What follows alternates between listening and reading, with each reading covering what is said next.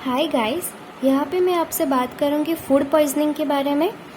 यहाँ पे नाम इंडिकेट कर रहा है कि फूड जो एक्ट करेगा एज अ पॉइजन। ओके, वो कैसे?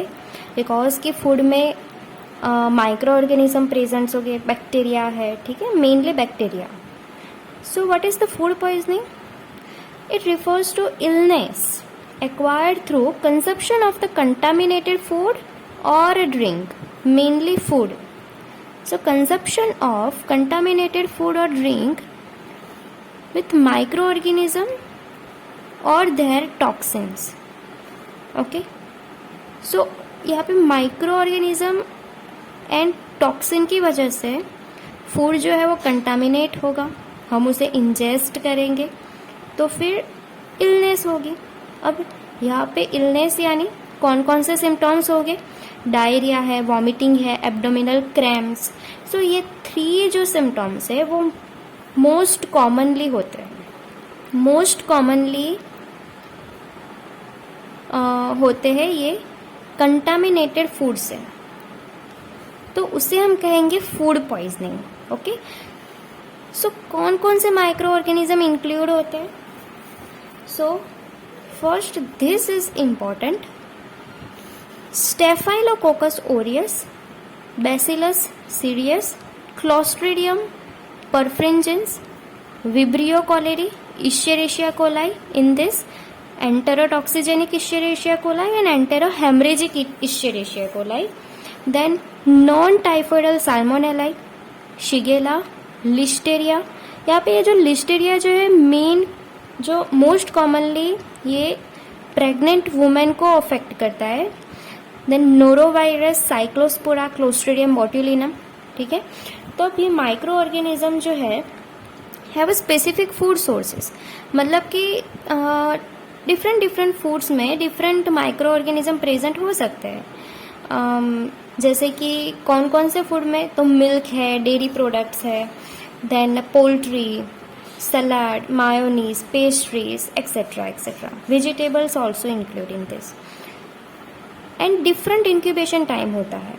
ठीक है, incubation means कि सपोज कि इन्फेक्शन हुआ और हमने बैक्टीरिया जो है वो इंजेस्ट किए, ठीक है, from the food, and then 2-3 दिन के बाद हमें सिम्टम्स दिखाई देने लगे। मीन्स कि किसी को फीवर हो गया, डायरिया हो गया, वॉमिटिंग हो गई, तो that 2 to 3 day, that is the incubation time. So यहाँ पे इंक्यूबेशन टाइम जो है वो 1 to 6 आवर हो सकता है, 8 to 16 hour and more than 16 hour, और मोर देन 1 डे भी हो सकता है। अब ये किस पे डिपेंड होता है? ये इंक्यूबेशन टाइम वो डिपेंडेंट होता है कि माइक्रो ऑर्गेनिज्म जो है वो सिक्रीट करता है टॉक्सिन। तो वो टॉक्सिन प्री फॉर्म्ड है कि वो हम जब इंजेस्ट करेंगे बाद में इंटेस्टाइन में वो माइक्रो ऑर्गेनिज्म जो है वो सिक्रीट करता है टॉक्सिन। तो प्री फॉर्म्ड टॉक्सिन यानी पहले से ही फूड में प्रेजेंट है, वो फूड में पहले से ही प्रेजेंट हो गए, तो वो उसका जो इंक्यूबेशन टाइम होगा वो शॉर्ट होगा, 1 to 6 आवर होगा। ओके, एंड जो इंटेस्टाइन में जाने के बाद माइक्रो ऑर्गेनिज्म सिक्रीट करेंगे सम टॉक्सिन्स। ओके, तो फिर उसका इंक्यूबेशन टाइम थोड़ा बढ़ जाएगा, तो वो 8 to 16 आवर और मोर देन 1 डे हो सकता है। ठीक है, तो उस पर डिपेंड होता है ये incubation time. So first is food poisoning with onset within 1 to 6 hour. तो ये शॉर्ट इंक्यूबेशन पीरियड है यहाँ पे। ओके, सो ये 2 जो बैक्टीरिया है, ये 2 माइक्रो ऑर्गेनिज्म जो है वो फूड में कंटामिनेटेड होंगे, तो फिर वो 1 to 6 आवर में ही वो अपना सिम्टम्स दे देंगे, यानी 1 to 6 आवर जो है उसका इंक्यूबेशन टाइम है। तो सिम्टम्स में यस मेनली 3 सिम्टम्स ही दिखाई देंगे हमें: vomiting, diarrhoea and abdominal cramps. तो first of all staphylococcus aureus जो है प्री फॉर्म्ड टॉक्सिन्स मतलब फूड में पहले से ही ये टॉक्सिन प्रेजेंट होता है. Okay, that toxin is enterotoxin. That toxin is enterotoxin. So staphylococcus aureus जो है मतलब सपोज कि हमने फूड कुक किया. ओके, उसे कुक किया and then left for long time. उसे लॉन्ग टाइम तक हम रखे तो फिर ये माइक्रो ऑर्गेनिज्म जो है उसे अपॉर्चुनिटी मिल जाएगी ग्रो करने की, तो वो ज़्यादा ग्रो करेंगे. तो हमें लॉन्ग टाइम तक खाना नहीं रखना चाहिए, ठीक है, क्योंकि यहाँ पे स्टेफाइलोकोकस ओरियस जो है उसकी ग्रो ज़्यादा होगी. देन यहाँ पे हम स्टेफाइलोकोकस ओरियस की ही बात कर रहे हैं ये टॉपिक में. 1 to 6 आवर इंक्यूबेशन टाइम है जो हमने देखा because of preformed toxin present in the food. Then उसकी एक्शन कैसी होगी, तो वो वेगस नर्व को स्टिमुलेट करेगा, ब्रेन में जो वॉमिटिंग सेंटर है उसे स्टिमुलेट करेगा. तो ये क्या होगी, वॉमिटिंग. एंड पेरिस्टाल्सिस, जो घट में पेरिस्टाल्सिस मूवमेंट होती है उसे भी इंक्रीज, उसे भी स्टिमुलेट करेगा. तो क्या होगा, डायरिया होगा, वॉमिटिंग भी हो सकती है इससे. दूसरा एब्डोमिनल क्रैम्प, एब्डोमिनल क्रैम्प्स. तो यस, ये इसके सिम्टॉम्स हो गए. ओके, देन सोर्स क्या होता है, तो जो फूड हैंडलर होते हैं, ठीक है, फूड हैंडलर कि जो कैरियर होते हैं इसके स्टेफाइलोकोकस ओरियस के, ठीक है, तो उससे ज़्यादा फैलता है ये स्टेफाइलोकोकस ओरियस. ओके, फूड कौन कौन से फूड में मतलब ये प्रेजेंट हो सकता है. ओके, फूड सोर्स की हम बात करें तो डेयरी मिल्क प्रोडक्ट्स है, मिल्क है, poultry, mayonnaise, pastries etcetera. Then ये एंटेरोटॉक्सिन जो है उसका हम डिटेक्शन तो ये इस 2 मेथड से हम कर सकते हैं, ELISA and multiplex PCR, polymerase chain reaction. Then ये पॉइंट इम्पॉर्टेंट है कि ये जो स्टेफाइलोकोकस ओरियस है वो हीट स्टेबल टॉक्सिन है, यानी ये रेजिस्टेंट होगा in the HCl in the stomach. Okay, in the stomach वो रेजिस्टेंट होगा एसिड से, तो फिर वो फूड पॉइजनिंग करेगा, मतलब कि यहाँ पे वो रेजिस्टेंट होगा टू द HCl. एंड उसकी ट्रीटमेंट की बात करें तो वो हम लास्ट में बात करेंगे इस टॉपिक के लास्ट में. बट स्टिल ट्रीटमेंट जो है उसकी कॉमन होगी. यहाँ पे डायरिया वॉमिटिंग हो रही है तो फिर हम उस पेशेंट को ORS देंगे, इलेक्ट्रोलाइट बैलेंस करेंगे उसका. Okay, that is the treatment. Now so first हमने ये बैक्टीरिया के बारे में देखा, staphylococcus Orius. Okay, now bacillus serious. अब ये बैक्टीरिया जो है बैसिलस सीरियस वो 2 टाइप के टॉक्सिन जो है वो सिक्रीट करता है. Okay, first is emetic toxin, okay, and diarrhoeal toxin. अब नाम से ही पता चलता है कि एमेटिक मीन्स वॉमिटिंग, तो ये टॉक्सिन जो है वो सिक्रीट होगा तो हमें वॉमिटिंग होगी उस पेशेंट में. एंड डायरियल टॉक्सिन सिक्रीट होगा तो डायरिया होगा पेशेंट में. एमेटिक टॉक्सिन जो है वो सिक्रीट होगा तो फिर उसका इंक्यूबेशन टाइम ये 1 to 5 आवर है. एंड डायरियल टॉक्सिन जो है वो सिक्रीट होगा तो उसका इंक्यूबेशन टाइम जो है वो 8 to 16 आवर है, इससे ज़्यादा है. यहाँ पे हम ये दोनों के डिफरेंसेस के बारे में बात कर रहे हैं. देन प्री फॉर्म्ड टॉक्सिन है, यस, सो इसीलिए हमारा इंक्यूबेशन पीरियड जो है वो कम है, शॉर्ट है, because of preformed toxin. पहले से ही फूड में प्रेजेंट होगा ये टॉक्सिन.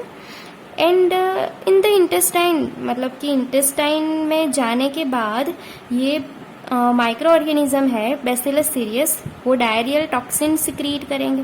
तो यस, इसीलिए उसका इंक्यूबेशन पीरियड ज़्यादा है than the emetic toxin.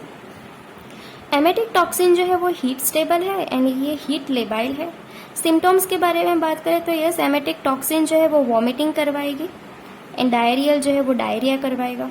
Okay, अब फूड सोर्सेस तो राइस और उसमें भी फ्राइड राइस जो है उसमें ज़्यादा ये माइक्रो ऑर्गेनिज्म प्रेजेंट होते हैं. ओके, एंड वो एमेटिक टॉक्सिन सिक्रीट करेंगे. एंड यहाँ पे diarrhoeal toxin meat, cereals, vegetables etcetera. अब ये जो बैसिलस सीरियस है वो दूसरा कौन कौन सा कॉज कर सकता है, तो अनदर मैनिफेस्टेशंस के बारे में बात करें तो ऑक्यूलर डिजीज हो सकता है, उसमें severe keratitis, okay, and it can lead to the loss of vision also in the severe this bacillus cereus infection, in the severe bacillus cereus infection and systemic infection। तो yes इसमें बहुत multiple organ जो है उसका inflammation हो सकता है, जैसे कि मेनिंजाइटिस है, ऑस्टियोमाइलाइटिस है, then endocarditis, okay etcetera. So guys हमने पहले बात की कि फूड पॉइजनिंग जो है उसका with the onset within 1 to 6 hours, that is short incubation period. उसमें हमने बात की staphylococcus aureus and bacillus cereus, उसमें भी एमेटिक टॉक्सिन, ओके। यहाँ पे 8 to 16 आवर है, यानी कि इंक्यूबेशन पीरियड जो है वो इंक्रीज है, ओके। सो बिकॉज कि वो इंटेस्टाइन में जाने के बाद सिक्रीट करेंगे टॉक्सिन, सो यहाँ पे इंक्यूबेशन टाइम इंक्रीज होगा।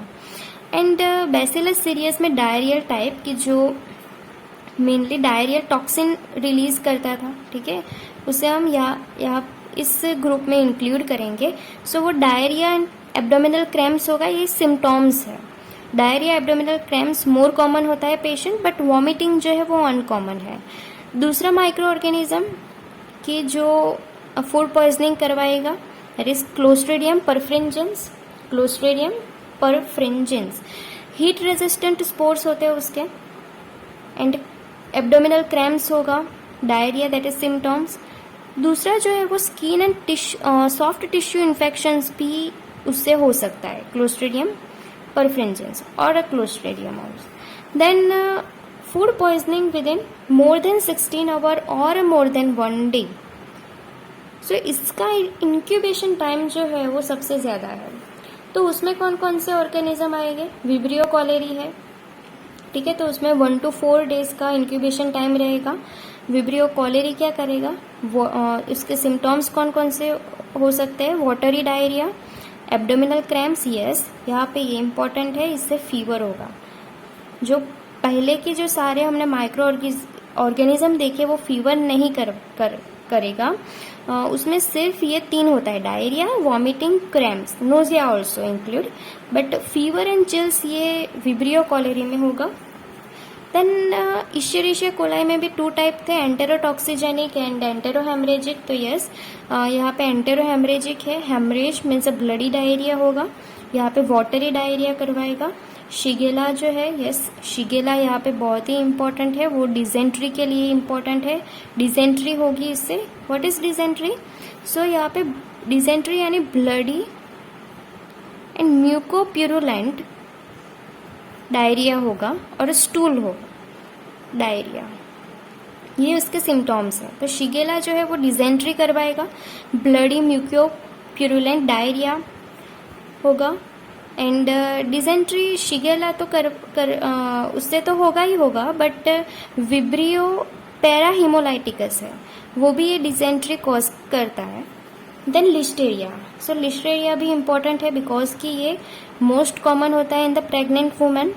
सो 1 to 4 weeks after the exposure, okay, तो यहाँ पे 1 to 4 वीक जो है वो उसका इंक्यूबेशन पीरियड हो गया, एंड प्रेग्नेंट लेडी में कॉमन होता है। तो यहाँ पे वो क्या कॉज करेगा? फीवर होगा एंड फ्लू लाइक सिम्टम्स, जैसे कि ये फटीग है, मसल एक्चीज होगा in the pregnant women, and very severe infection हो उसका, तो फिर उससे न्यू बॉर्न बेबी है उसमें ये सीरियस मेनिंजाइटिस होने के चांसेस ज़्यादा रहते हैं, एंड सेप्सिस भी हो सकता है। Be careful. एंड उसके बाद ये लास्ट है बोtulinum फूड पॉइजनिंग, ये भी इम्पॉर्टेंट है, बट ये ज़्यादातर home made improperly fermented food और बेवरेजेस एंड हनी, ओके, तो यहाँ पे ये इन्फेंट में ज़्यादा होता है, okay, honey related food poisoning, it is more common in the infant. तो ये botulinum food poisoning. So this is all about micro organisms कि जो फूड पॉइजनिंग करते हैं, ठीक है। तो हमने यहाँ पे बात की थी कि ये सारे माइक्रो ऑर्गेनिज्म थे, तो यहाँ पे जो फर्स्ट 2 है ना, उसका इंक्यूबेशन 1 to 6 आवर का है, ठीक है। ये जो है उसका इंक्यूबेशन पीरियड 6 to 14 आवर्स का रहेगा, ठीक है। देन ये जो सारे हैं उसके incubation period more than 1 day ही याद रख लेते हैं, मोर देन 1 डे या आफ्टर 16 आवर्स के बाद, ओके। तो ये उसके इंक्यूबेशन टाइम इम्पॉर्टेंट है। दूसरा यहाँ पे याद रखना है, ये 3 जो सिम्टॉम्स है वो ही ज़्यादा होते हैं, diarrhoea, vomiting and abdominal cramp. यहाँ पे ये चीज़ याद रखनी है, शिगेला जो है वो डिसेंट्री करवाता है, डिसेंट्री। लिस्टीरिया मोर कॉमन है in the pregnant lady and staphylococcus Orius की सारी बातें याद रख लेनी है, ओके। देन यस, लास्ट में उसकी ट्रीटमेंट आएगी कि ट्रीटमेंट में हम क्या करेंगे। तो oral rehydration solution first, that is most important. Then electrolyte supplements, then intravenous solution में ORS और दूसरा हम इंट्रावेनस सॉल्यूशन दे सकते हैं, जैसे कि isotonic sodium chloride solution and Ringer lactate solution.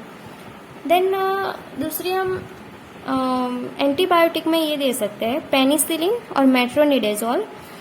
And yes, दूसरा हम ये फूड पॉइजनिंग जिसे हुआ है पेशेंट को, उससे हम एडवाइस ये देंगे कि आपको मिल्क नहीं लेना है, डेयरी प्रोडक्ट नहीं लेना है, लैक्टोज कंटेन फूड जो है वो भी नहीं लेना है। वाई? बिकॉज कि यहाँ पे डेफिशिएंसी हो जाती है डाइसेकेराइडेज, ये एंजाइम जो है उसकी डेफिशिएंसी हो जाएगी, डाइसेकेराइडेज एंजाइम की डेफिशिएंसी होगी। तो फिर ये सारे जो फूड हम लेंगे तो उसका जो डाइजेशन है वो अच्छे से नहीं हो पाएगा। तो इसलिए ये फूड अवॉइड करना है पेशेंट को कि जिसे फूड पॉइजनिंग हुआ है या तो फिर डायरिया हुआ है, वॉमिटिंग है, ओके।